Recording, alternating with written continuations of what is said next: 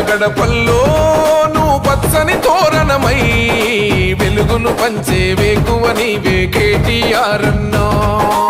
ఆకలి కడుపులకు ఆసరవే నువ్వై ఆపద తీర్చే గంటై నిలిచే ధైర్యం నువ్వన్నా.